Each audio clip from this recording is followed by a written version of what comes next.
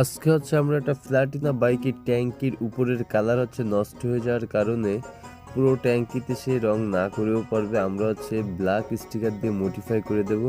তা প্রথম আমরা জায়গাটা দেখাবো, আর এই জায়গাটা মানে আমরা একটু ওয়াশ করে জায়গাটা সমান করে নেব, যেহেতু স্টিকারটা দেওয়ার পর কোনো প্রকার উঁচা নিচা না দেখায়। তাই জায়গাটা ক্লিন করার পর আমরা ব্ল্যাক পেপারটা এনে মাপ অনুযায়ী কেটে নিয়ে তারপর এখানে ইনস্টল করে দিচ্ছি।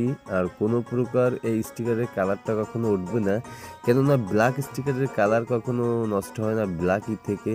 আর আমরা এখানে খুব সুন্দরভাবে ব্ল্যাক পলিটা ইনস্টল করে দিচ্ছি।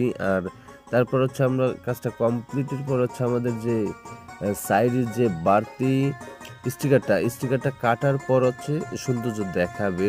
তা সে আমার ভিডিও দেখে অনেক দূর থেকে চলে আসে, খুব দক্ষভাবে তার বাইকের কাজটা কমপ্লিট করে দেওয়ার পর ফাইনাল সাইডের যখন অংশটা কেটে দিলাম তখন লুকটা চলে আসতো। তো দেখতেই পারতেছেন কতটা সৌন্দর্য দেখাচ্ছে। সম্পূর্ণ ভিডিওর সাথে থাকার জন্য অসংখ্য ধন্যবাদ। কমেন্টে বলে যাবেন ভিডিওটা কোথা থেকে